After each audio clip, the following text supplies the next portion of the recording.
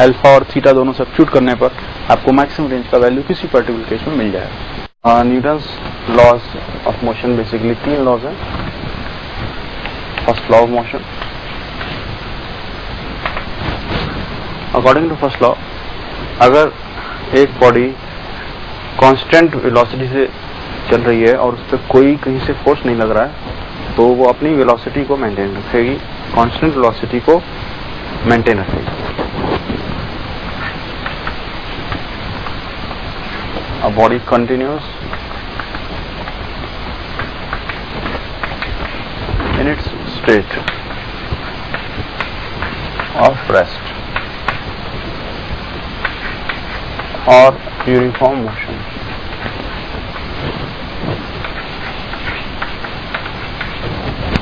या तो रेस्ट की स्टेट होगी या यूनिफॉर्म मोशन की स्टेट होगी relative to inertial observer.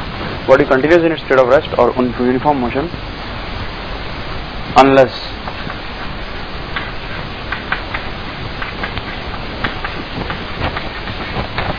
it is acted upon by an unbalanced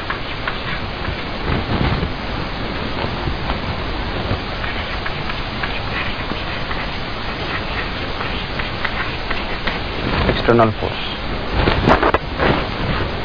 Here unbalance means resultant. Net force, अगर एक बॉडी पे बहुत सारे फोर्सेस लग रहे हैं तो अगर उन सबका नेट रिजल्टेंट बैलेंस्ड है यानी कि नेट जीरो है तो भी वो अपने मोशन या रेस्ट को मेंटेन करेगी। अगर अनबैलेंस फोर्स लग गया यानी कि नेट फोर्स जीरो नहीं है तब वो अपनी स्टेट को बदल सकती है, रेस्ट से मोशन में आ सकती है, मोशन से स्टेट ऑफ मोशन को बदल सकती है यानी स्पीड बढ़ा सकती है, घटा सकती है, डायरेक्शन ऑफ मोशन चेंज कर सकती है या फिर रेस्ट कर सकती है। This is also called law of inertia.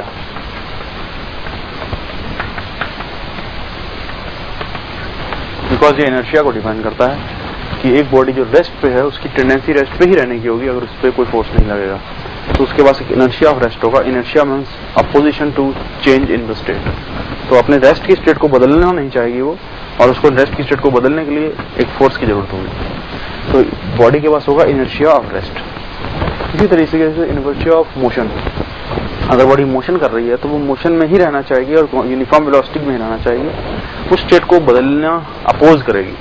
जब आप फोर्स लगाएंगे तो जितनी बॉडी का मास ज्यादा होगा उतना वो आपके फोर्स को अपोज करने की ज्यादा टेंडेंसी रखेगी, यानी आपको स्टेट बदलने के लिए अधिक फोर्स लगाना पड़ेगा। तो मोशन में जो बॉडी है उसके पास इनर्शिया ऑफ मोशन होगा और रेस्ट पे जो बॉडी है उसके पास इनर्शिया ऑफ रेस्ट होगा। इनर्शिया मतलब वो अपने स्टेट को बदलने को अपोज करेगी।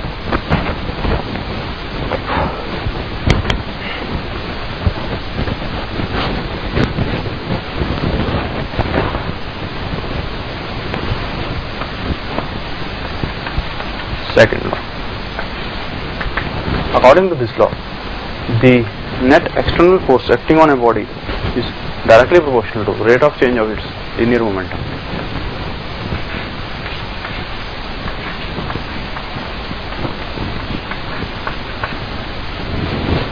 SI सिस्टम ऑफ यूनिट्स में लीनियर मोमेंटम की यूनिट्स पहले से डिसाइडेड हैं, kg मीटर पर सेकंड। टाइम की यूनिट पहले से डिसाइडेड है, सेकंड। F की यूनिट्स, फोर्स की यूनिट इस तरीके से चूज करी जाती हैं न्यूटन, ताकि ये प्रोपोर्शनलिटी कांस्टेंट 1 बन जाए और फोर्स बन जाए dp/dt equal k becomes proportionality constant becomes 1 because 1 Newton unit has been chosen like that, जो कि 1 kg मीटर पर सेकंड बाय 1 सेकंड के इक्वलेंट हो, जिससे k 1 हो जाता है। और इसको मोमेंटम को जब हम ओपन करते हैं तो d/dt of mv for a given system, एक सिस्टम जब डिफाइन कर दिया जाता है तो उसका मास, सिस्टम का मास फिक्स्ड रहता है जो कि बाहर आ जाएगा इसमें से और हमें मिलेगा mdv/dt। Therefore, for constant mass, Newton's law can be written as F बराबर ma।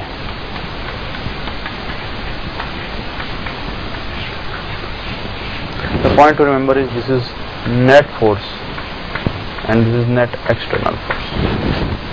This is net external force. Next external means जितने भी फोर्सेस लग रहे हैं उन सबका जो रिजल्टेंट है वो हम यहाँ रखेंगे और resultant vector resultant because force एक वेक्टर क्वांटिटी है। तो यहाँ से हमें रिजल्टेंट एक्सेलरेशन मिल जाएगा वेक्टर फॉर्म में।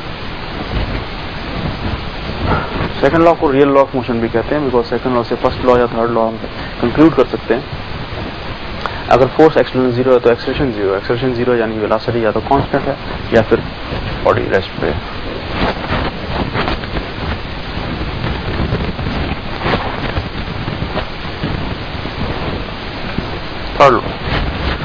थर्ड लॉ कहता है कि for every action there is an equal and opposite reaction, यानी force never occurs in isolation. कभी भी अकेला फोर्स एग्जिस्ट नहीं करता, हमेशा फोर्स पेयर्स में एग्जिस्ट करता है। Forces always exist in equal and opposite pairs. इन पेयर्स को कहते हैं एक्शन एंड रिएक्शन।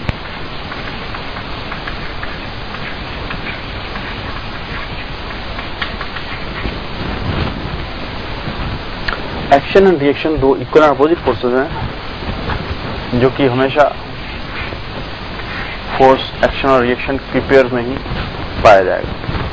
और this one thing important to know is कि एक्शन एंड रिएक्शन ये हमेशा डिफरेंट बॉडीज पे एक्ट करते हैं। जैसे कि अगर ये बॉडी ए है और ये बॉडी बी है, अगर बॉडी ए ने बॉडी बी को पुश किया आगे की तरफ, तो बॉडी बी पे आगे की तरफ जो पुशिंग फोर्स लगा, ये एक फोर्स हो जाएगा। इसके रिएक्शन के तौर पे बॉडी बी जो है वो ए को पीछे पुश करेगी।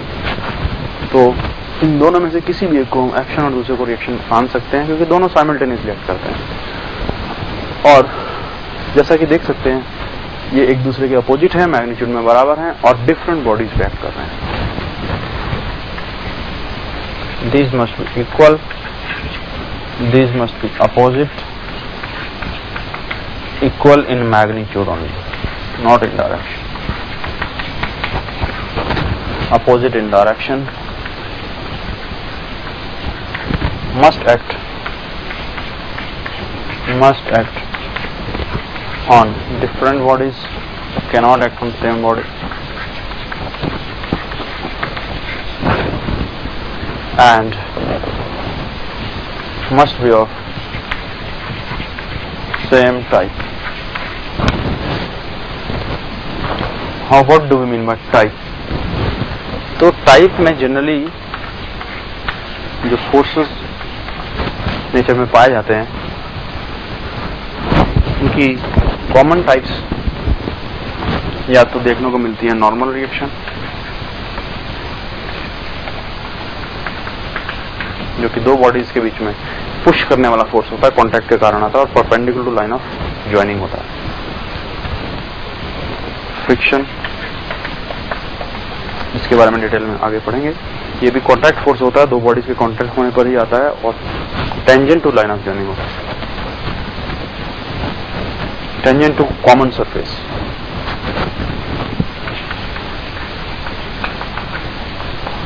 टेंशन ये रस्सी में होता है, स्प्रिंग में, और स्प्रिंग में along the length of the spring होता है। इट इज ए टेंशन, यानी it is A pulling force.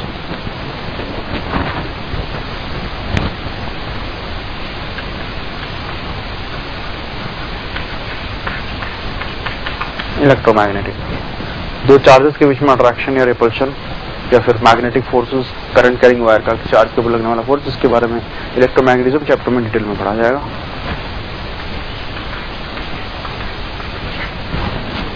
Spring force,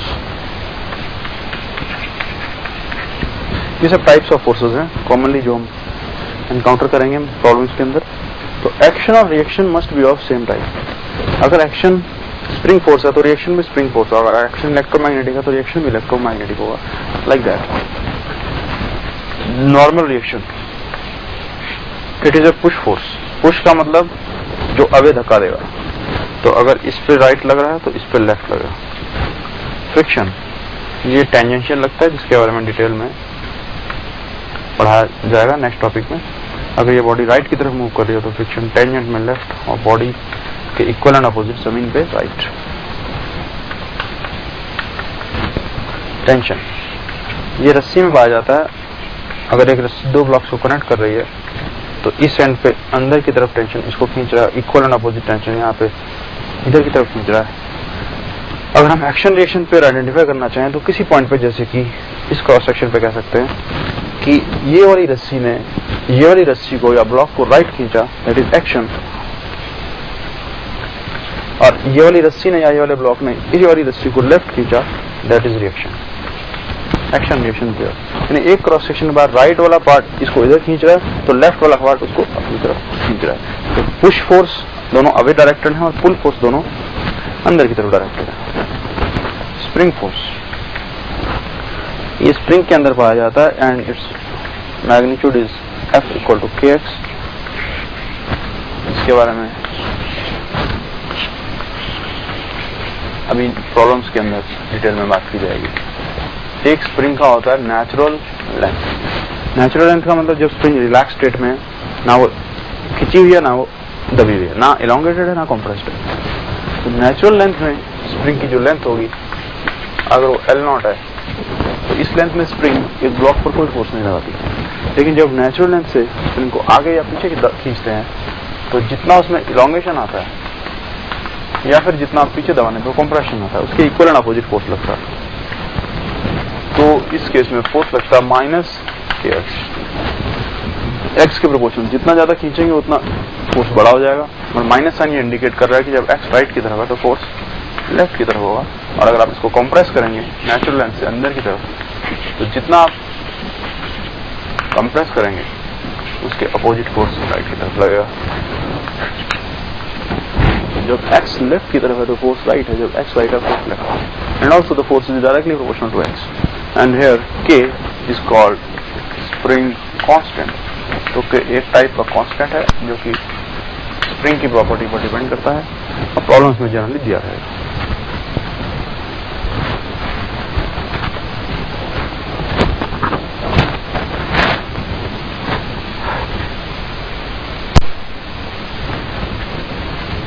types of forces में एक ग्रेविटेशनल फोर्स शायद मेंशन करना मैं मिस कर गया, तो एक और टाइप है फोर्स की, that is gravitational force.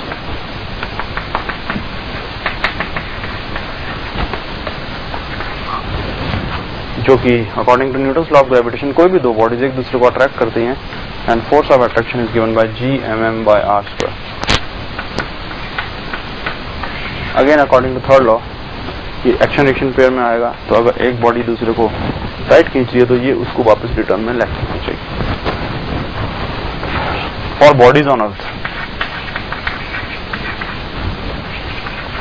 The force of gravitation यानी gravitational force is also represented as F equal to mg, where g is this whole thing, Gm/r². Gm/r². G is gravitational constant, m is mass of earth, r is radius of earth. ये तीनों values रखने पे g की value nearly 9.8 metre पर second square आती है, जो कि हम न्यूमेरिकल सॉल्विंग में करने के कैलकुलेशंस करते हैं।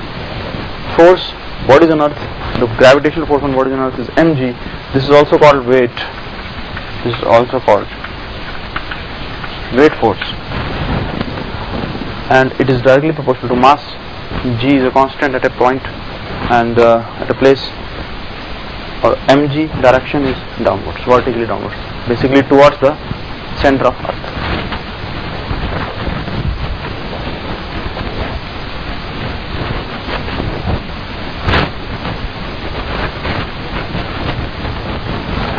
अब प्रॉब्लम सॉल्विंग के लिए मोस्टली प्रॉब्लम्स दो कैटेगरीज में मिलती हैं। First type is problems on statics, second type is problems on dynamics. But in any case the basic method is application of Newton's second law. Newton's second law, F equal to ma in vector form।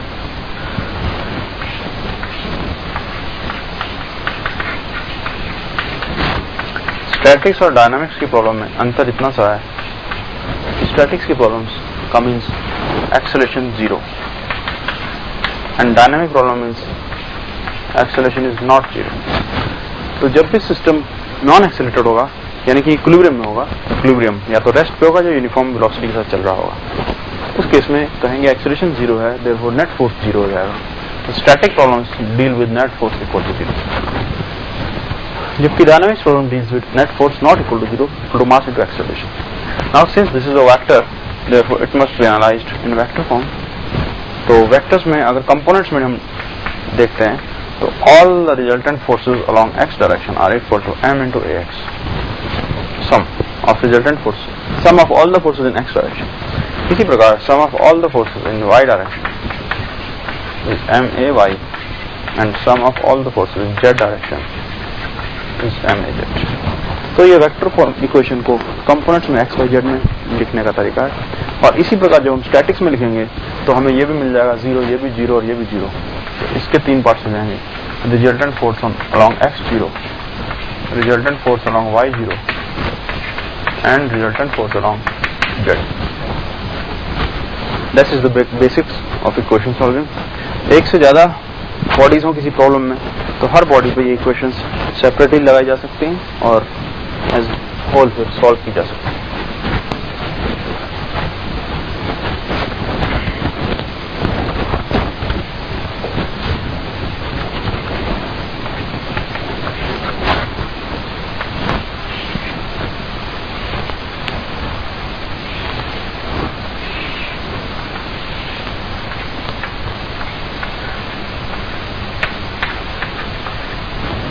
Problem is find the normal contact force between all the contact surfaces. कोई भी problem solve करने का पहला step हमेशा होगा FBD, which means free body diagram. Newton's law लगाने के लिए किसी भी सवाल में सबसे पहले फ्री बॉडी डायग्राम बनाना जरूरी है। और फ्री बॉडी डायग्राम में बेसिकली बॉडी को अलग निकाल के आइसोलेटेड रख दिया जाता है और उस बॉडी पर लगने वाले सारे फोर्सेस दिखाए जाते हैं। ध्यान देने वाली बात है, उस बॉडी के ऊपर जो बाकी लोग फोर्स लगा रहे हैं वो लिखने होते हैं और वो बॉडी जो बाकी लोगों पर लगा रही है वो नहीं लिखना होता। Means there is always action reaction pair. For example M1 अगर बॉडी हम लेते हैं तो M1 बॉडी पर M2 ने नॉर्मल रिएक्शन पुश फोर्स लगाया इस दिशा में, जबकि इतना ही पुश फोर्स M1 ने M2 पर भी लगाया इस दिशा में। और M1 की FBD जब हम बना रहे हैं तो M1 के ऊपर लगने वाले फोर्स दिखाएंगे, ना कि M1 दोबारा लगाए जाने वाले। इसलिए केवल ये वाला नॉर्मल दिखाया जाएगा जो M1 के ऊपर लग रहा है और वो नहीं दिखाया जाएगा M1 दूसरे पर लगा रहा है। तो FBD में एक बॉडी आइसोलेट करके उस बॉडी के ऊपर लगने वाले सभी फोर्सेस मार्क किए जाते हैं सबसे पहले। तो एक तो इस पर लग रहा है यहाँ से नॉर्मल रिएक्शन जो M2 ने लगाया, एक लग रहा है इसका वेट M1G, और एक यहाँ से दीवार इसको धक्का दे रही है तो लेट द दीवार का नॉर्मल रिएक्शन इज N2। अब इस बॉडी का इक्विलिब्रियम कंसीडर करते हुए ये एंगल अगर थीटा है तो ये एंगल भी थीटा होगा। एक इक्वेशन हम बनाएंगे x में फोर्स 0, एक बनाएंगे y में फोर्स 0। x में फोर्स 0 राइट की तरफ N2, लेफ्ट की तरफ N1 साइन थीटा, तो माइनस N1 साइन थीटा बराबर y डायरेक्शन में नीचे M1G माइनस ऊपर की तरफ N1 cos थीटा बराबर 0। ये दो इक्वेशंस आ गई M1 के FBD से। इसी प्रकार M2 की FBD बनाई जाएगी तो M2 पर नीचे लगेगा इसका वेट और ये जो नॉर्मल है इसी का रिएक्शन पीछे की तरफ N1 जो कि same theta angle with vertical पर है, और यह वाली दीवार यहां से लगा रही है रिएक्शन N3। इसकी इक्वेशन के लिए हम हॉरिजॉन्टल में नेट फोर्स 0 करेंगे x डायरेक्शन में तो मिलेगा N1 sine theta minus N3 बराबर 0, और वर्टिकल में N1 cos theta plus M2G, और एक नॉर्मल नीचे से ग्राउंड भी इसके ऊपर लगा रहा है अपवर्ड डायरेक्शन में, suppose that is N4 minus N4। तो basically we are having 4 equations and number of variables are also 4, N1 N2 N3 N4। चारों सॉल्व हो सकते हैं। तो सबसे पहले ये इक्वेशन हमें N1 देती है, N1 equal to M1G by cos theta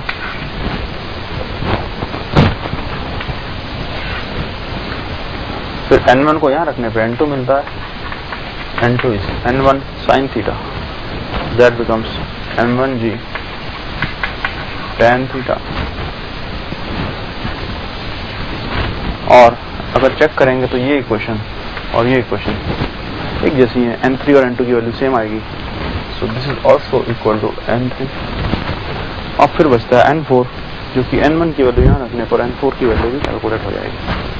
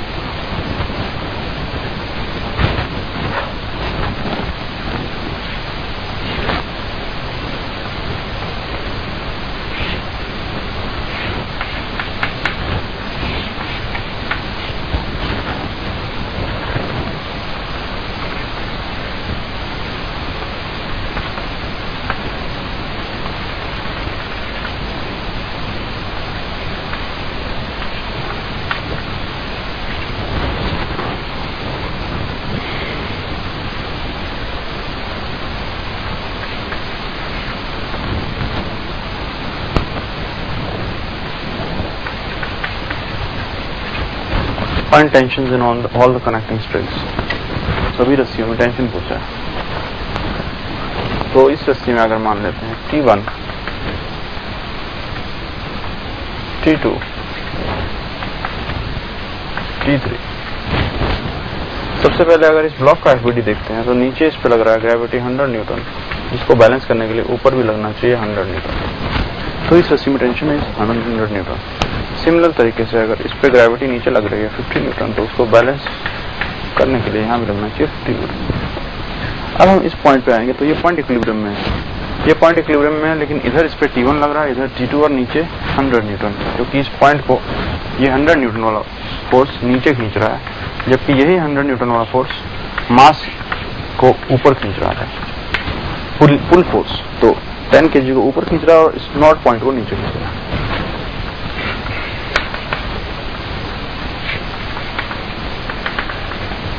(53 degree angle and this is 37।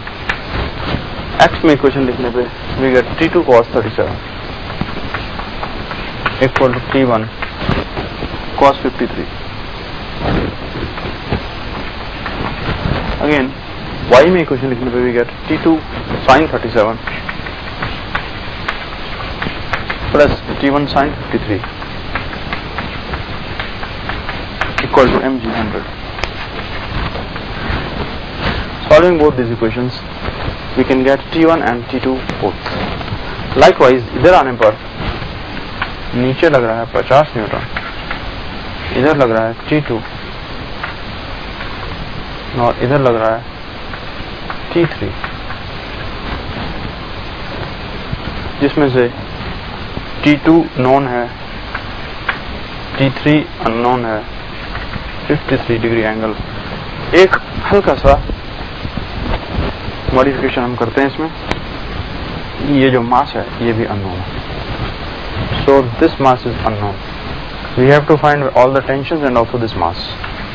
तो अगर ये मास अननोन हो जाता है तो मास इसका weight is mg, that means नीचे लगेगा mg। अब इसकी इक्वेशन x डायरेक्शन में बनेगी T3 cos 53, T3 cos 53 is 3/5 equal to T2 cos 37, T2 cos 37 is 4/5 and vertical में T3 sin 53, T3 into 4/5 equal to mg plus T2 sin 37, T2 into 3/5। First two equation solve करने पर T1 और T2 की value निकल जाएगी और उसके बाद T1 T2 की वैल्यू यहाँ रखने पे T3 निकल जाएगा और T2 एंड T3 यहाँ निकलने पे मास m निकल जाएगा। All the variables are known.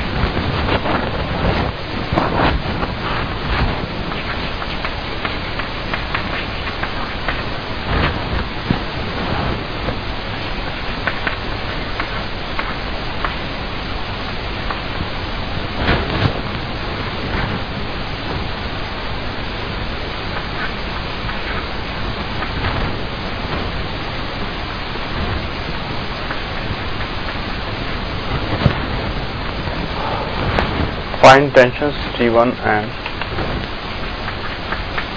T2. ये डाटा दोनों स्प्रिंग्स के लिए दिया गया है। तो फर्स्ट स्टेप हम ड्रॉ करते हैं FBD 30 kg ब्लॉक। ऊपर लग रहा है T1, ऊपर लग रहा है KX। ये दोनों फोर्सेस एक ही पॉइंट पर लगते हुए माने हैं, जिससे इनका डिफरेंस रोटेशन या टॉर्क जनरेट ना करे।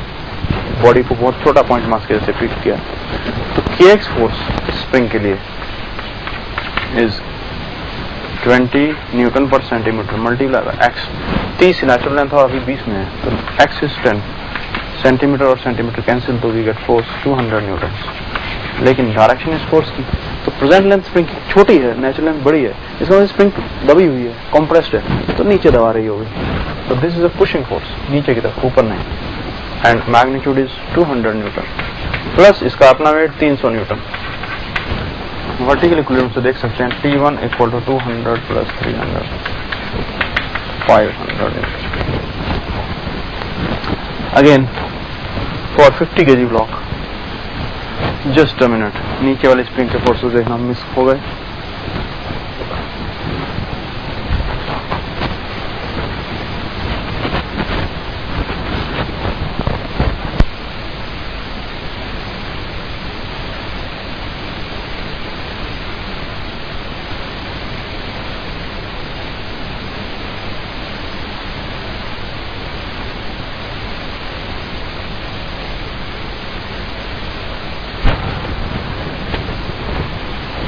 ये सॉल्यूशन रिपीट होगा।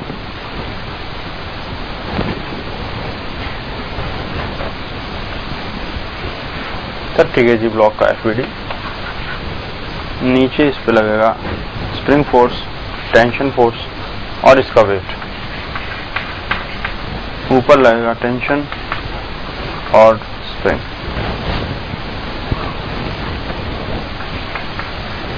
पहले स्प्रिंग फोर्सेस कैलकुलेट करेंगे।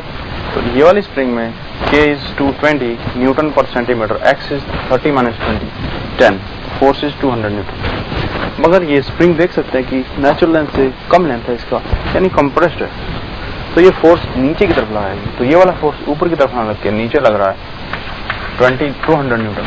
ये पुश फोर्स है क्योंकि स्प्रिंग अभी कंप्रेस्ड स्टेट में है। उसी प्रकार नीचे वाली स्प्रिंग के लिए अगर हम कैलकुलेट करते हैं KX, तो ये आता है 20 इंटू, इसका कंप्रेशन भी 30, इसकी नेचुरल लेंथ थी और प्रेजेंट लेंथ 10 है, तो compression is 20, this force is 400 Newton. और क्योंकि ये स्प्रिंग भी नेचुरल लेंथ से कम है इस वक्त, यानी दबी हुई है तो पुश कर रही है दोनों एंड्स को, पुश कर रही है तो 30 kg को ऊपर अपवर्ड धक्का दे रही है, जबकि 50 kg को नीचे धक्का दे रही है। मैग्नीट्यूड इज 400 न्यूटन, तो this is 400 Newton and this is 400 Newton. 50 kg इसका वेट नीचे,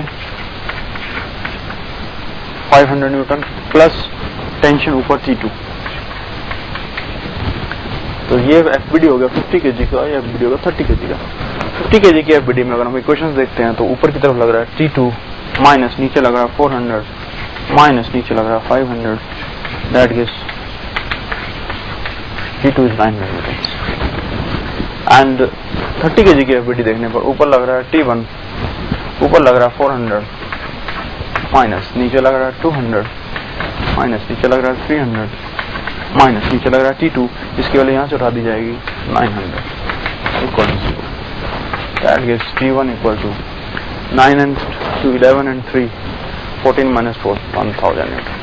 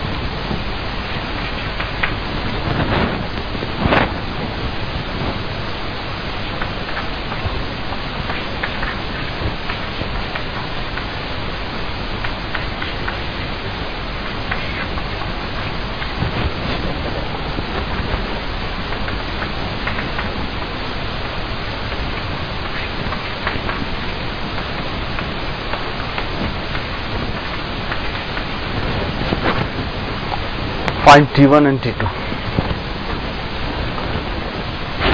Spring force K multiplied by X 30 minus 20.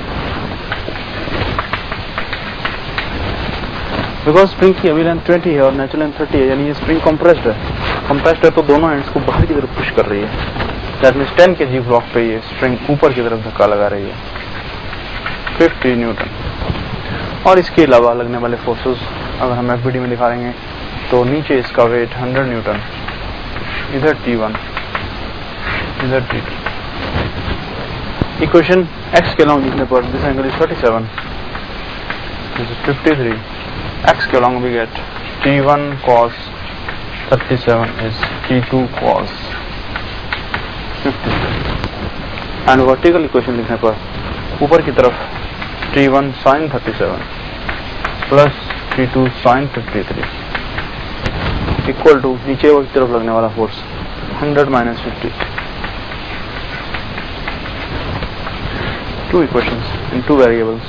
यहाँ से T1 T2 की रेशियो से T1 को उठा के यहाँ रख दिया जाएगा तो T2 कैलकुलेट हो सकता है easily solvable two equations, linear equations in two variables.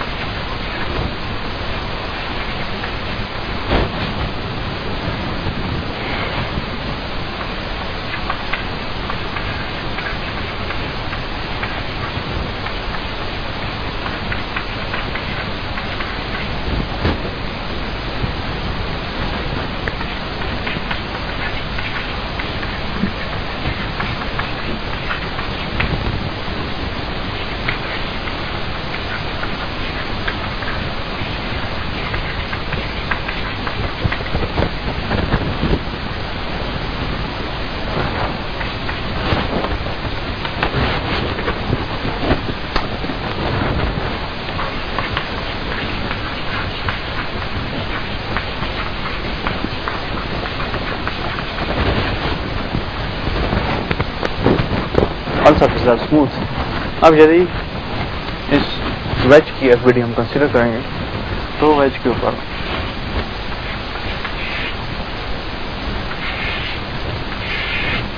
यहां से लगेगा एक नॉर्मल N1, जमीन से आएगा नॉर्मल N2, इधर से लगेगा स्प्रिंग का फोर्स, इसको हमने पुलिंग मान लिया। अगर पुशिंग हुआ तो आंसर नेगेटिव आ जाएगा ऑटोमेटिक। और इधर हमने टेंशन मान लिया T, मगर ये टेंशन T 5 kg की एफबीडी देखने पर नजर आ जाएगा कि 50 न्यूटन नीचे है तो टेंशन ऊपर की तरफ 50 न्यूटन बराबर होना चाहिए। तो दिस टेंशन इज 50 न्यूटन और ये एंगल 37 डिग्री है तो ये एंगल भी 37। यदि इसकी हॉरिजॉन्टल कंडीशन देखेंगे इक्विलिब्रियम की तो वी विल गेट लेफ्ट की तरफ लग रहा है 50 और राइट की तरफ लग रहा है N1 sin 37 plus spring force equal to 0। इसमें N1 की वैल्यू मिलने पर स्प्रिंग फोर्स मिल जाएगा और N1 की वैल्यू के लिए हम 10 kg ब्लॉक का एफबीडी लेंगे वर्टिकल डायरेक्शन में।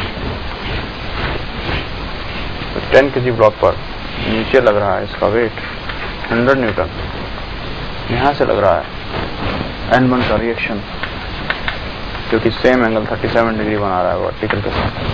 और दो रिएक्शन यहाँ से लग रहे हैं जिनमें हम इंटरेस्टेड नहीं है, बिकॉज हमें N1 चाहिए तो केवल वर्टिकल इक्विलिब्रियम की क्वेश्चन से आ जाएगा।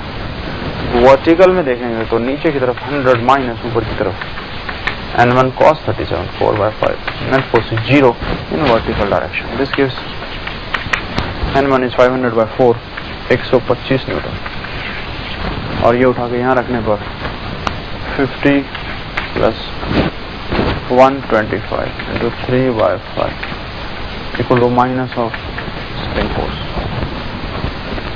This becomes 75 plus 50 125. Spring force is minus 125 Newton. Minus आने का मतलब है जो डायरेक्शन हमने अज्यूम किया था फोर्स का, एक्चुअल डायरेक्शन उससे अपोजिट है।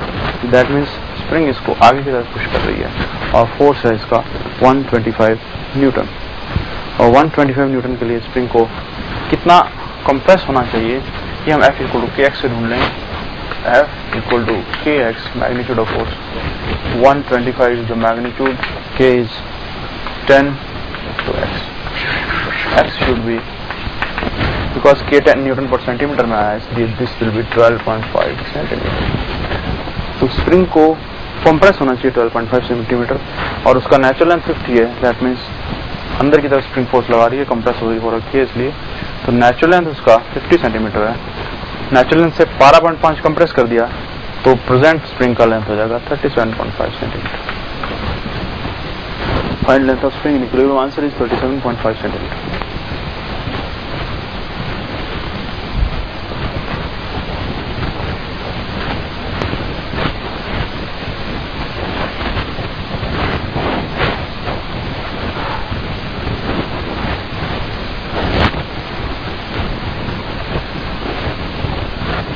ये हमने कुछ प्रॉब्लम्स देखी स्टैटिक्स के ऊपर। अब कुछ प्रॉब्लम्स लेते हैं एक्सेलरेटेड स्ट्रक्चर्स यानी कि डायनामिक्स के ऊपर।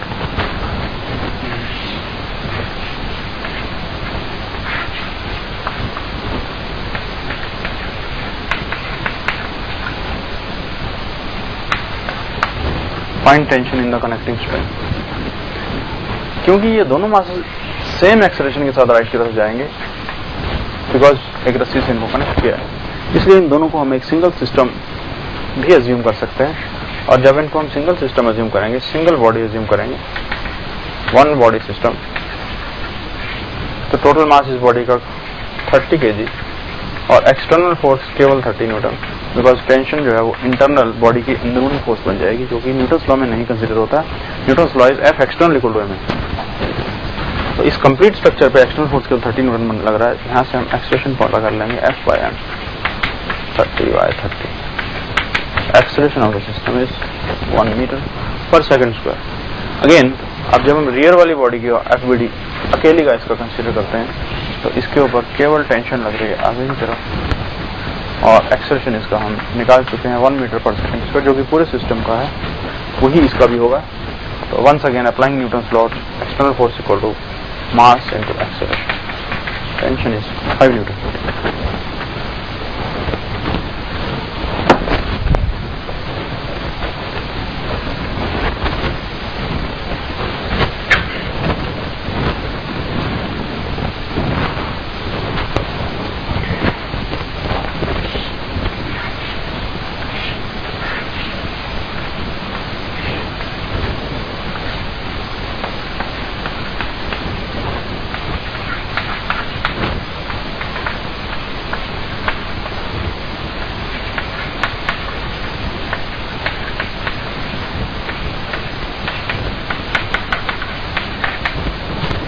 मैं मेंशन करना चाहूंगा इन सभी सवालों में फ्रिक्शन एब्सेंट है। इन सभी सवालों में हम स्मूथ सरफेस लेकर कैलकुलेशंस कर रहे हैं। अजम्पशन ये है कि सरफेस स्मूथ। अगेन अगर हम इस पूरे को एज ए होल सिस्टम देख लेते हैं तो क्योंकि सिस्टम एक्सेलरेट हॉरिजॉन्टल में हो रहा है, वर्टिकल में 20 kg का वेट 200 न्यूटन काफी बड़ा है और इसका 200 न्यूटन का वर्टिकल कंपोनेंट से छोटा है, तो सिस्टम ऊपर तो जा नहीं सकता, तो केवल एक्स में सिस्टम चल रहा है।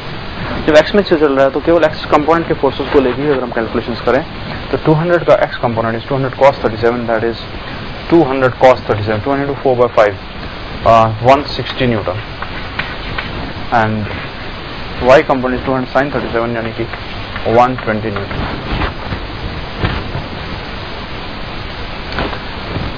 हॉरिजॉन्टल में पीछे 100 और आगे 160, नेचुरली बड़ा फोर्स इधर लग रहा तो सिस्टम राइट की तरफ जाएगा, एक्सेलरेशन ए राइट की तरफ मानते हैं।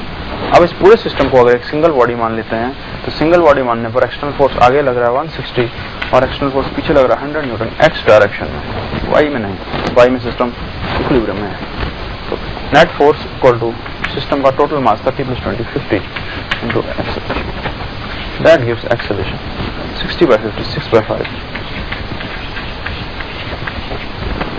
और अब यदि हम पीछे वाले ब्लॉक को ही केवल कंसीडर कर लें और इसकी अकेले की इंडिविजुअल एफिडी बनाएं तो इसके लिए टेंशन फोर्स आगे की तरफ 100 न्यूटन पीछे की तरफ और मास इसका 30 kg और एक्सेलरेशन इसका आगे की तरफ जो कि सिस्टम के एक्सेलरेशन के बराबर है। इसके लिए न्यूटन लॉ लगेगा, आगे की तरफ लगने वाला फोर्स T - 100 इस मास into acceleration. Tension comes out 136 Newton.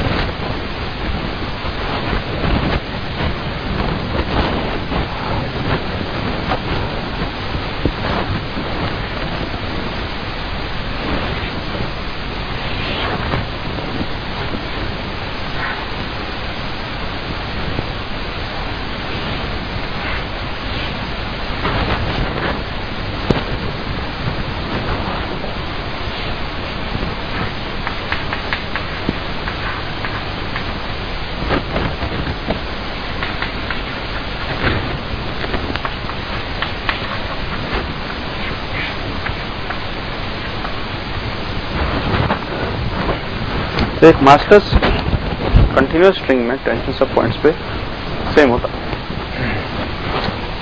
ये एक मास्टर्स कंटिन्यूअस स्ट्रिंग है, तो अगर यहाँ टेंशन T होगा तो यहाँ भी। सबसे पहले हम 5 kg की एफबीडी बनाते हैं, इसके ऊपर पीछे लग रहा है T और आगे लग रहा है 100 न्यूटन। इसी प्रकार 10 kg की एफबीडी बनाते हैं, तो इसका वेट जो नीचे है 100 न्यूटन और ये एंगल 37 डिग्री, तो 100 का इधर कंपोनेंट आ जाएगा 100 cos 37 80 न्यूटन, 100 sin 37 60 न्यूटन। पीछे टेंशन और इस दिशा में सरफेस से लगने वाला नॉर्मल फोर्स। क्योंकि 100 न्यूटन बड़ा है, ये 60 न्यूटन छोटा है, इसलिए सिस्टम राइट की तरफ जाएगा, तो इसका एक्सेलरेशन राइट होगा और इसका एक्सेलरेशन अप द प्लेन होगा। ये इधर जाएगा और इधर जाएगा। इसकी एफबीडी लिखने पर हमें मिलता है 100 - T = और इसकी एफबीडी प्लेन के अलॉन्ग हम देखें तो ये ऊपर जा रहा है, इसलिए ऊपर वाला फोर्स ग्रेटर है। जब ग्रेटर है तो T - 60 = 10। ये दोनों इक्वेशन साइमल्टेनियसली सॉल्व करने पर टेंशन और एक्सेलरेशन दोनों की वैल्यू दे देती हैं। मगर ऐसी प्रॉब्लम्स में इन जनरल एक ट्रिक भी काम करती है जो कि एक्सेलरेशन निकालने के लिए काम आती है। Acceleration is net external force along the spring divided by total mass. Net external force acting along the spring on the whole system divided by total mass of the system.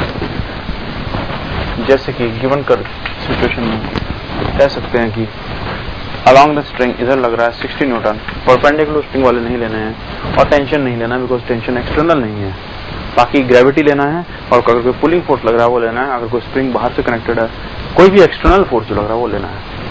तो अगर इस पूरे को हम सिस्टम मान लेंगे तो tension क्योंकि इंटरनल है वो नहीं काउंट होगा, बाकी रस्सी की लेंथ के अलॉन्ग जो भी एक्सटर्नल फोर्सेज हैं वो एक इधर है 100 और एक इधर है 60, तो नेट आ जाएगा 100 - 60 एंड टोटल मास इज 10 + 5 40/15 8/3। जो कैलकुलेशन इसको करने से एक्सेलरेशन की रिजल्ट आएगी, सेम रिजल्ट डायरेक्टली भी आ गया।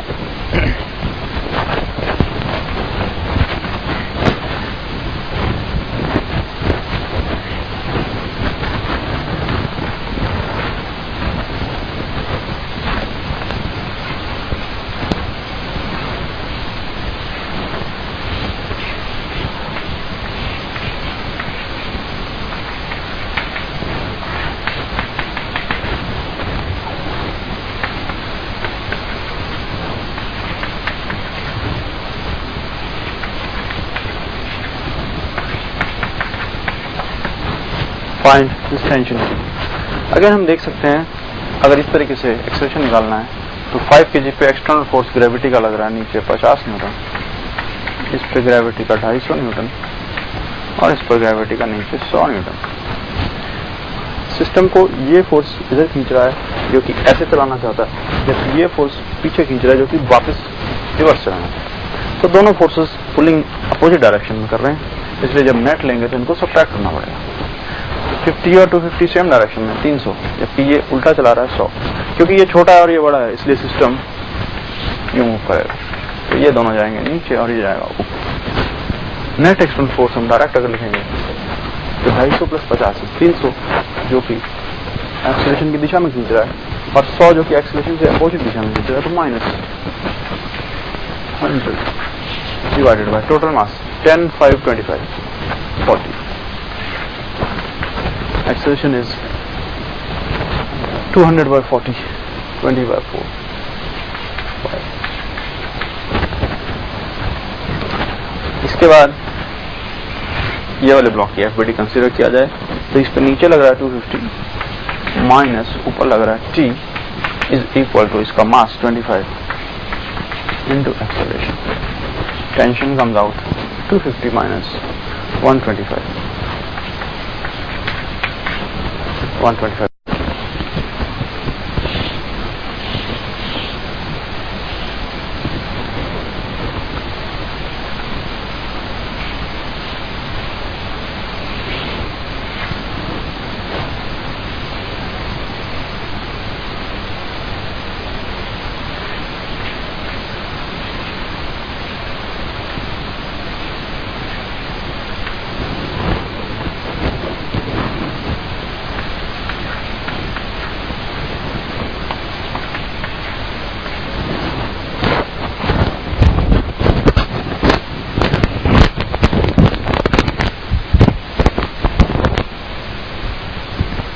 अगर इन दोनों ब्लॉक्स की एक्सेलरेशन निकालना तो बिकॉज ये काफ़ी भारी है इसके कंपैरिजन में, आई कैन अज्यूम कि ये नीचे जा रहा है और ये ऊपर। अगर असम्पशन गलत हुआ तो आंसर ऑटोमेटिक नेगेटिव आएगा, it's not a problem. And because यहाँ पे बीच में पुली इन्वॉल्व है, रस्सियाँ दोनों अलग अलग हैं स्ट्रिंग्स, तो एक्सेलरेशन A1 एंड A2 मान लिया जाए, डिफरेंस मान लिया जाए। टेंशन यदि इस रस्सी में इस स्ट्रिंग में T है तो all the pulleys involve are massless. इस पुली पर नेट फोर्स 0 होना चाहिए, बिकॉज मासलेस पुली पर नेट फोर्स 0 होता है। तो दोनों तरफ से T प्लस T 2T, तो यहाँ टेंशन आ जाएगा 2T, जो कि इसको ऊपर खींचेगा।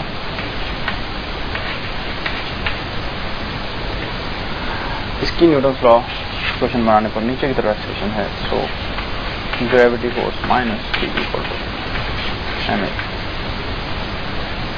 ब्लॉक अपवर्ड एक्सेलरेशन माना जा रहा है, mg का कंपोनेंट नीचे आएगा mg साइन थीटा, क्योंकि अलॉन्ग द इंक्लाइन आ रहा है, ऊपर की तरफ 2T minus mg sine theta 50 sine 37 30 m। But A1 and A2 both are different and they are related by constant relation, जो कि इस पुली पर देखा जा सकता है कि अगर इसका एक्सेलरेशन ऊपर की तरफ A2 है और इसका एक्सेलरेशन नीचे की तरफ A1 है, तो bye constant relation we can see A1 is 2A2। Therefore, A1 is 2A2 because 2T into A2 is T into A1।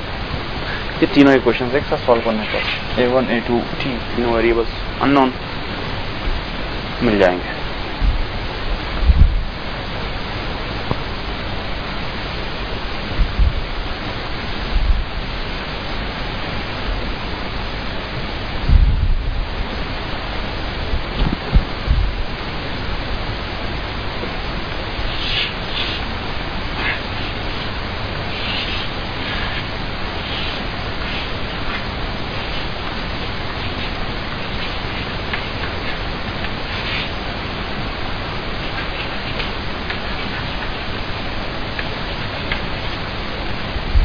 तीनों ब्लॉक्स का टेंशन एक्सेलरेशन बताना है। वेरिएबल्स में हम कैलकुलेशंस कर रहे हैं M1, M2, M3। सपोज इसका एक्सेलरेशन A3 है, इसका एक्सेलरेशन A2 है और इसका एक्सेलरेशन A1। टेंशन यहाँ पर T है, यहाँ भी T होगा और इस पुली पे नेट फोर्स 0 करने के लिए यहाँ पर 2T होगा। ये वाला ब्लॉक का इक्वेशन बनेगा 2T equal to MA। M1 का इक्वेशन बनेगा M1G minus T M1। M2 का इक्वेशन नीचे की तरफ एक्सप्रेशन मानते हुए अगर हम लिख रहे हैं M2G minus T M2। Expression की डायरेक्शन अगर हम गलत भी मान लेंगे तो आंसर में वो ऑटोमेटिकली नेगेटिव आ जाता है, करेक्ट आ जाता है। इसके अलावा there is equation of constraint. तो इक्वेशन ऑफ कंस्ट्रेंट अगर पुली पर कंसीडर किया जाए, पुली पर इक्वेशन ऑफ कंस्ट्रेंट होता है expression this plus expression this is twice of expression this. That means we get A1 plus A2 बराबर 2A3।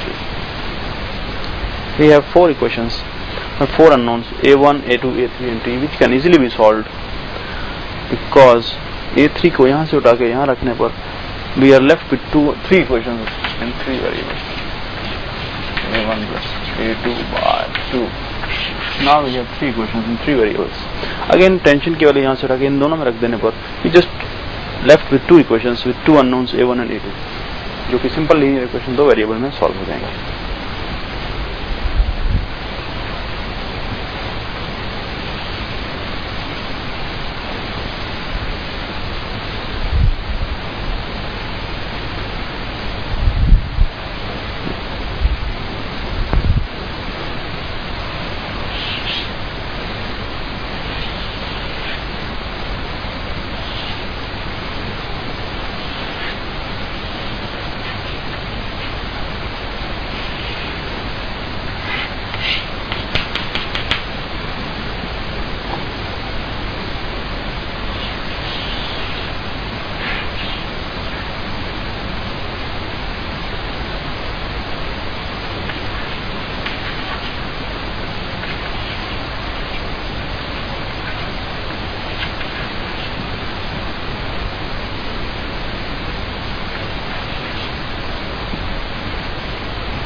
First question says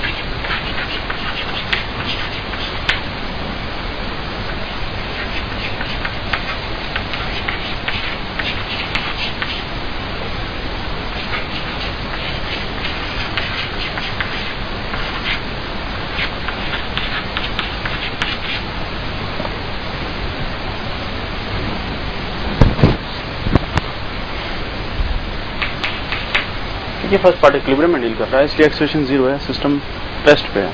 जब सिस्टम रेस्ट पे है तो इसका वेट नीचे लग रहा है 100 न्यूटन, जो कि टेंशन को बैलेंस कर रहा होगा। देखो टेंशन इज 100 न्यूटन, बट दोनों तरफ टेंशन बराबर है। देखो यहाँ tension is 200 Newton and continuous rest में टेंशन कांस्टेंट रहती है। देखो दिस टेंशन इज 200 न्यूटन। तो इस mg को उठाने के लिए जो 200 न्यूटन लग रही है वो अधिकतम कितना वेट उसका नहीं उठा पाएगी, 200 से ज्यादा होगा तो नहीं उठा पाएगी, और अगर इसका वेट 200 से कम होगा तो उसको पिक कर लेगी। तो 200 newton equal to mg means 20। अगर m को रेस्ट पे रखना तो m should be greater than equal to 20। This is not maximum value, this is minimum value. Minimum m that can remain at rest is 20 kg, उससे greater सभी values rest पे रहेंगे। Now if m is half the above value, यानी m 20 से half है, यानी m 10 kg है, तो सवाल कह रहा है कि इसकी जमीन से मैक्सिमम हाइट क्या होगी जब ये 10 kg नीचे गिरेगा और ये ऊपर जाएगा, 10 kg जमीन पर टकराएगा। टकराते ही सवाल में अज्यूम किया गया है कि कोलिजन इज परफेक्टली इनइलास्टिक, यानी कि वो ग्राउंड पे रेस्ट पे आ जाएगा।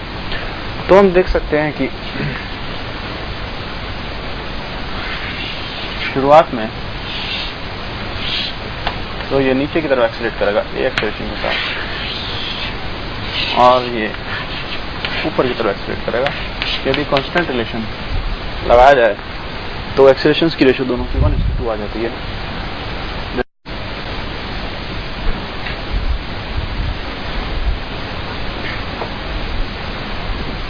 कांस्टेंट रिलेशन के अकॉर्डिंग अगर ये ए है तो ये a/2। Now this tension is t, this is 2t, this is 2t। इसकी क्वेश्चन बनाने पर नीचे इसका weight 100 metre, 100 minus t equal to 10 first equation. इस पर ऊपर 2t लग रहा है, नीचे इसका वेट लग रहा है 2t माइनस 100, ये मास भी 10 kg देगा। हम कैलकुलेशन कर रहे हैं because there of m is half the अब वैल्यू 10 kg है, यानी 20 से हाफ। 2t माइनस इसका weight equal to m into a/2। Multiplying first equation with 2, adding both 2t, let's cancel with 2t, so we get 200 minus 100 equal to 20a plus 5a।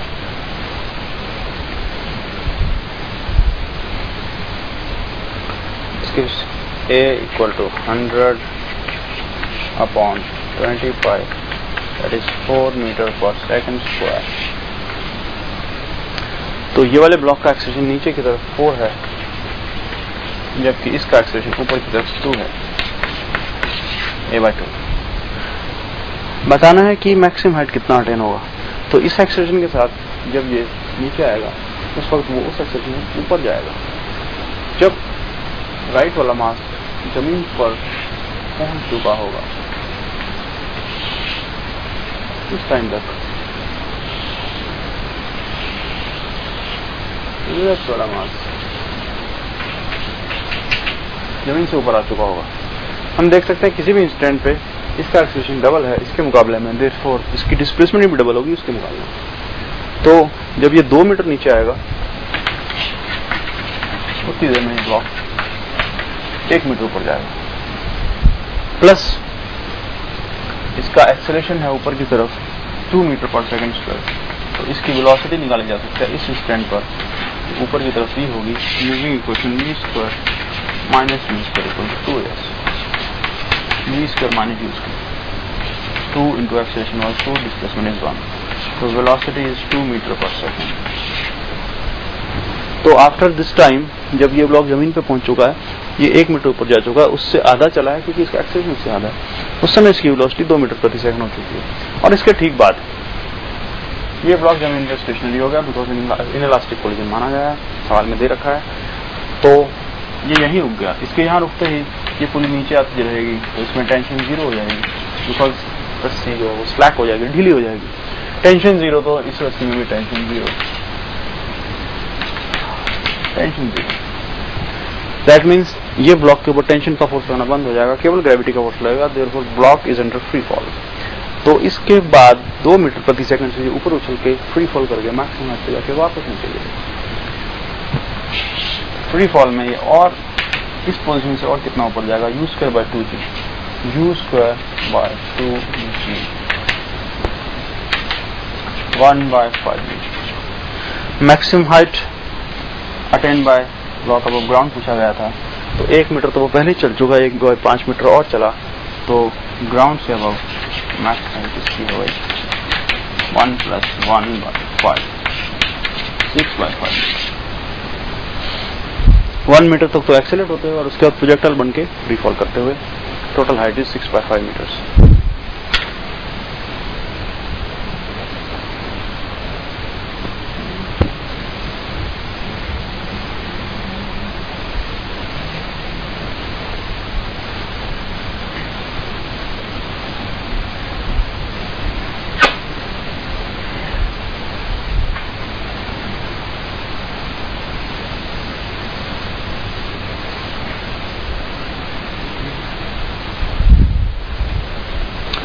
अब हम जानते हैं pseudo force के बारे में। Pseudo force, जैसा कि इसका नाम इंडिकेट करता है pseudo, it is a false force. False force मतलब means actually it is not a force, ये केवल एक मेथड है सर्टेन सिचुएशंस में प्रॉब्लम्स को सॉल्व करने का। सूडो फोर्स तो ये फोर्स है ही नहीं। क्या होता है कि फ्रेम्स ऑफ रेफरेंस या तो इनर्शियल होती है या फिर नॉन इनर्शियल। इनर्शियल फ्रेम वो होती है जिसका एक्सेलरेशन फ्रेम का 0 होता है। नॉन इनर्शियल फ्रेम यानी कि ऑब्जर्वर उसको कहते हैं जिसका एक्सेलरेशन ऑब्जर्वर का यानी कि फ्रेम का नॉन 0 होता है। जब ऑब्जर्वर का एक्सेलरेशन जो कि किसी फिनोमेना को ऑब्जर्व कर रहा है 0 है, यानी फ्रेम का एक्सेलरेशन 0 है, तो न्यूटन्स लॉ डायरेक्ट लगा दिया जाता है एंड इट रिमेन्स वैलिड, जैसे कि अभी हम कुछ प्रॉब्लम्स में देखें। मगर स्पेशल केस जब फ्रेम खुद एक्सेलरेटेड हो, फ्रेम मीन्स ऑब्जर्वर, ऑब्जर्वर खुद एक्सेलरेटेड हो, वो खुद दौड़ रहा है, एक्सेलरेट हो रहा है, नीचे गिर रहा है, कहीं भी जा रहा है, बट ऑब्जर्वर के पास खुद के पास कुछ एक्सेलरेशन है, तो वो जब दूसरी चीजों को ऑब्जर्व करेगा तो अपना एक्सेलरेशन रिवर्स करके उन ऑब्जेक्ट्स में देखेगा using the concept of relative motion. तो अपना मोशन जब ऑब्जर्वर रिवर्स करके दूसरे ऑब्जेक्ट में देखेगा तो उसको प्रैक्टिकली बाकी ऑब्जेक्ट्स में अपना एक्सेलरेशन रिवर्स होकर नजर आ रहा है, यानी कि एक ऐसा एक्सेलरेशन नजर आ रहा है जो उन ऑब्जेक्ट के पास नहीं है। तो कहीं ना कहीं उसको न्यूटन सेकंड लॉ वायलेट होता नजर आएगा। Newton second law is not valid directly.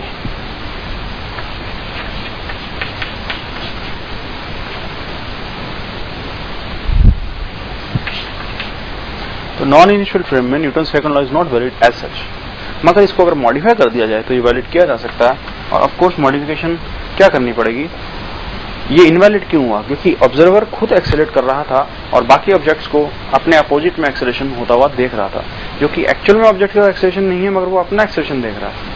ये एक उसने बाकी ऑब्जेक्ट्स में ऐसा एक्सेलरेशन देख लिया जो बाकी ऑब्जेक्ट्स के पास नहीं है। तो अगर हम इस ऑब्जर्वर के फ्रेम में एक ऐसा इमेजिनरी फोर्स भी बाकी ऑब्जेक्ट्स में सुपरइम्पोज कर दें जो कि इस इमेजिनरी एक्सेलरेशन को कॉज करे, तो फिर ये जो एक एक्सेलरेशन अनअकाउंटेड फॉर है, इसको हम जस्टिफाई कर पाएंगे उस इमेजिनरी फोर्स के द्वारा। Basic idea is, suppose a observer right की तरफ जा रहा है, एक्सेलरेशन ए इसके पास है और एक मास m को ऑब्जर्व कर रहा है। मास m के पास एक्चुअल में एक्सेलरेशन a लेफ्ट की तरफ नहीं है, मगर ये ऑब्जर्वर खुद मूव करने के कारण ऐसा महसूस करेगा जैसे इस मास के पास लेफ्ट की तरफ एक्सेलरेशन है, बिकॉज रिलेटिव मोशन का कॉन्सेप्ट है कि ऑब्जर्वर अपनी वेलोसिटी अपना एक्सेलरेशन रिवर्स में दूसरों में ऑब्जर्व करता है। तो ये ऑब्जर्वर एक ऐसा एक्सेलरेशन इस मास में देखने लग गया लेफ्ट की तरफ जो एक्चुअल में इस मास के पास नहीं है, और इस एक्सेलरेशन को जस्टिफाई करने के लिए इस ऑब्जर्वर को फोर्स नजर नहीं आ रहा, इसलिए इसको लगेगा कि न्यूटन्स लॉ गलत है। मगर यदि हम एक मॉडिफिकेशन करें और जिस तरफ ये एक्सेलरेशन देख रहा है अपना रिवर्स हुआ हुआ, उसी दिशा में इसको एक सूडो फोर्स भी प्रोवाइड करें कि ये सूडो फोर्स भी रिवर्स डायरेक्शन में, अगर तुम देखते हो तो तुम्हें इस एक्सेलरेशन का कारण ये सूडो फोर्स के साथ जस्टिफाई हो जाएगा। ऐसा करने पर अगर इस मास पर बाकी जितने भी फोर्सेस रियल लग रहे हैं वो उसका रियल एक्सेलरेशन जो दे रहे हैं, उनके अलावा अगर ये ऑब्जर्वर एक सूडो फोर्स पीछे देखना स्टार्ट करे तो उसको ये जो एक्सेलरेशन दिख रहा था अपने मोशन के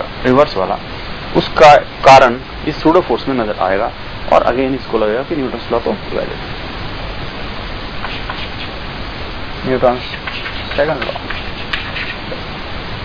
becomes valid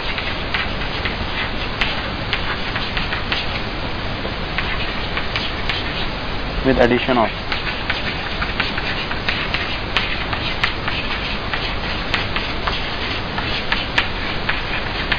pseudo force. Pseudo force के बारे में जैसा कि इस डायग्राम से हम देख सकते हैं कि सूडो फोर्स की रिक्वायरमेंट्स होनी चाहिए।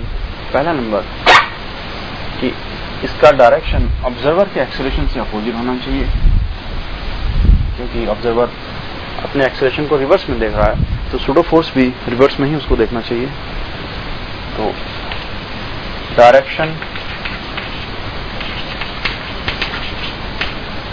of pseudo force should be opposite to acceleration of the observer.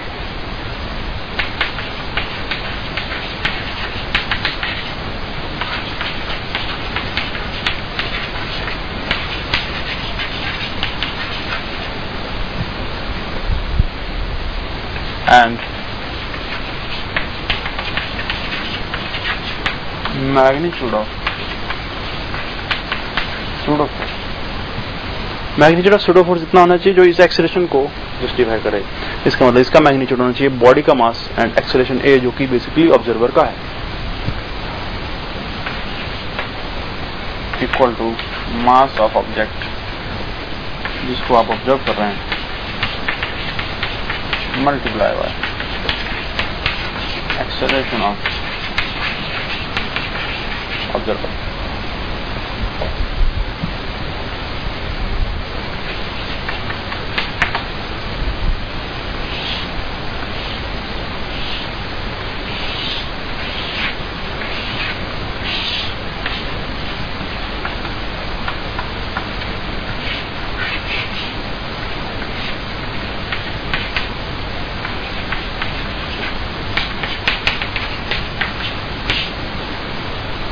Find tension in this string.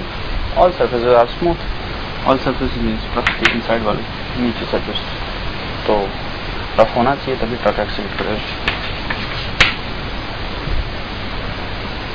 अगर हम ग्राउंड फ्रेम से एनालाइज करेंगे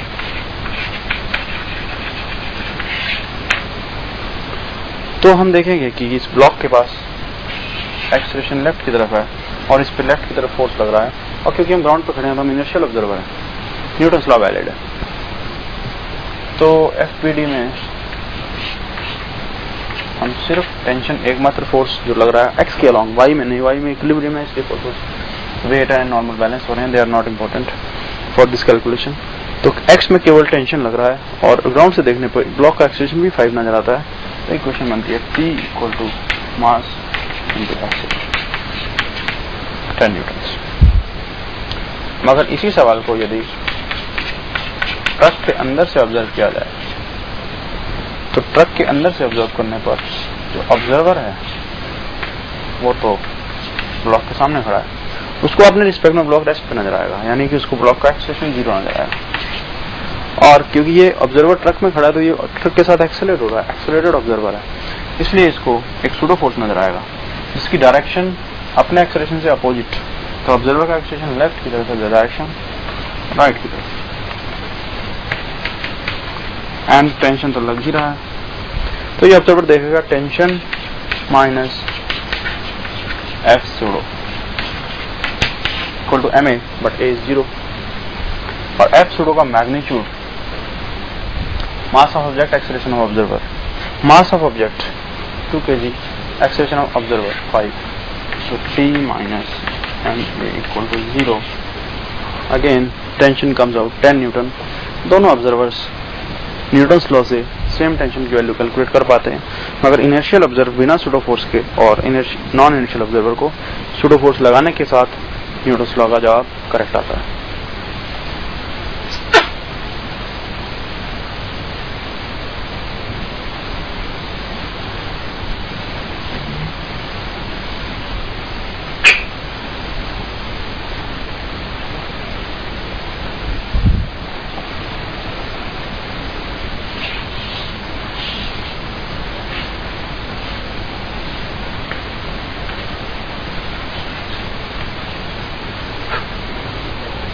All surfaces are smooth. Find accelerations of both. तो ये वेज पर जो नॉर्मल लगेगा उसका धक्का इसको राइट की तरफ एक्सेलरेट करवाएगा. That means wedge will move towards right. फिर एक्सेलरेशन है. जबकि जो मास है ये वेज के रिस्पेक्ट में तो नीचे आ रहा है, लेकिन वेज के साथ राइट पे जा रहा है, तो रिजल्टेंट पाथ इसका कुछ इस तरीके से होगा जनरल डायरेक्शन में. But it is easier to think, अगर हम मास m को ऑब्जर्व करने के लिए इस वेज के रिस्पेक्ट में देखें तो हमें इसका acceleration just along the wedge नजर आएगा. सपोज ये a' है, तो a' is acceleration of mass relative to m, whereas a is acceleration m relative to ground. तो जब m की एफबीडी हम बना रहे हैं तो इसका एक्सेलरेशन हम ग्राउंड से देख रहे हैं, इसलिए इसके ऊपर फोर्सेस ग्राउंड फ्रेम से लिखेंगे जो कि सभी रियल फोर्सेस हैं, और सूडो फोर्स की जरूरत नहीं है, बिकॉज हम ग्राउंड से देख रहे हैं। तो ग्राउंड से देखने पर हम inertial observer with respect to ground, this is theta, this is theta. Acceleration of wedge is right towards A. Horizontal equation is n sin theta is capital N. And secondly, इसके respect में जो हम small M मास को observe करते हैं, small M मास और real forces के अलावा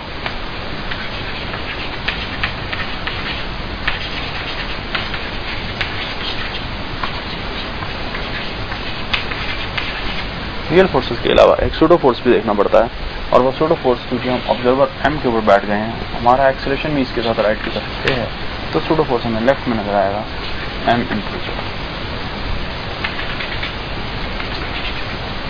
this angle is theta, definitely this angle is theta. इधर की तरफ x और इधर की तरफ y लेते हुए हम इक्वेशन बनाएंगे, तो x में इस ऑब्जर्वर को छोटे m का मास a' दिखेगा नीचे की तरफ, और नीचे की तरफ फोर्सेस है mg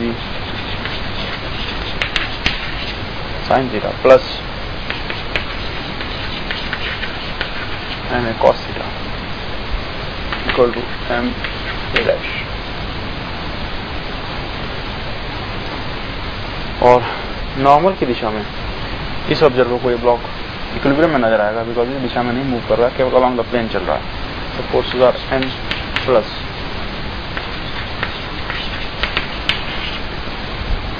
equal to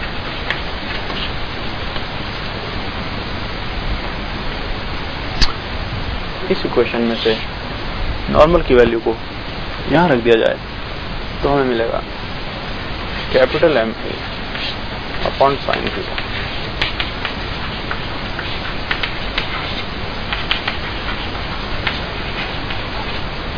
this gives A।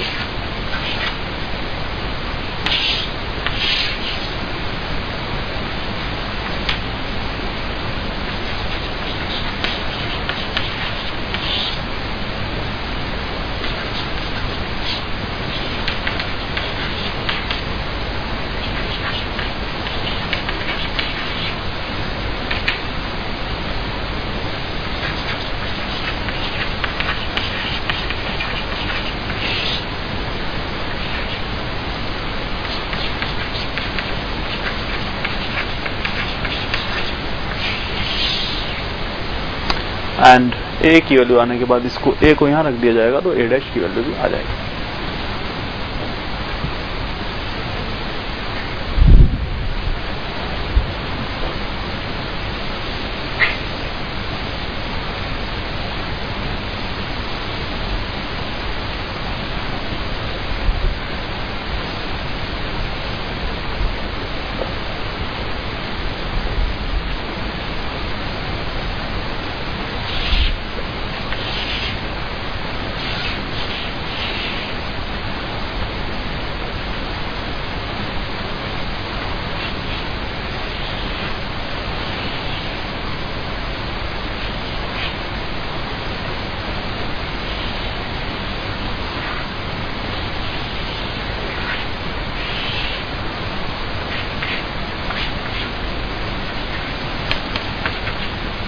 All surfaces are smooth.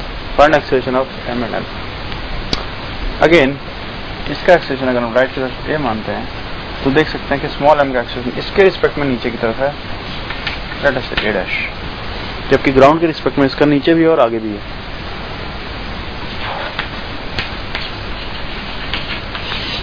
With respect to ground बड़े m का FBD बनाने पर एक ये टेंशन आगे की तरफ, एक यहाँ पुली को लगने वाला टेंशन नीचे की तरफ, जमीन से लगने वाला नॉर्मल ऊपर, और इसका स्मॉल m का नॉर्मल पीछे, और यहाँ पे जो रस्सी बांध रखा है इसका टेंशन आगे। इन सब के अंदर इसका एक्सेलरेशन आगे की तरफ है।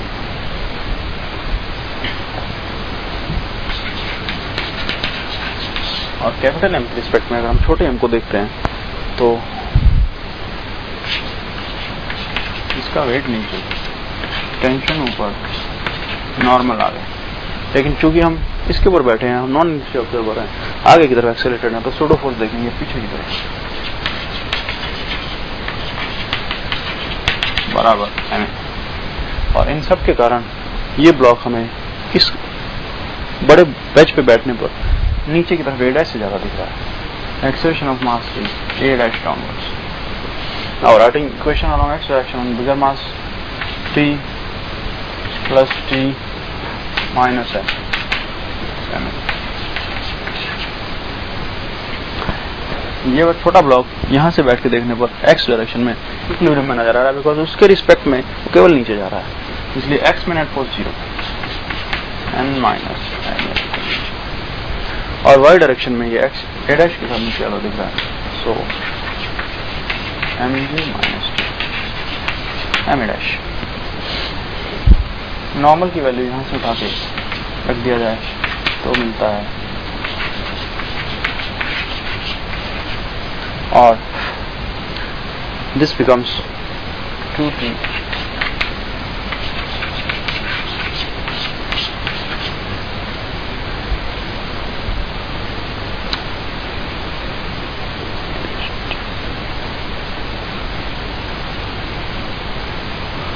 one more equation is required,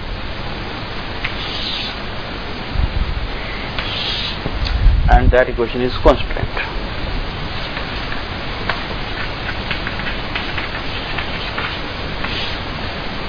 Constraint equation लगाने पर हम देख सकते हैं that a' is 2. Now putting it here, we get mg minus t यहाँ से उठा के रख दिया जाएगा, m plus m a by 2 equal to 2 a' equal to a' को रख दिया जाएगा 2 multiplied by small m. This gives a.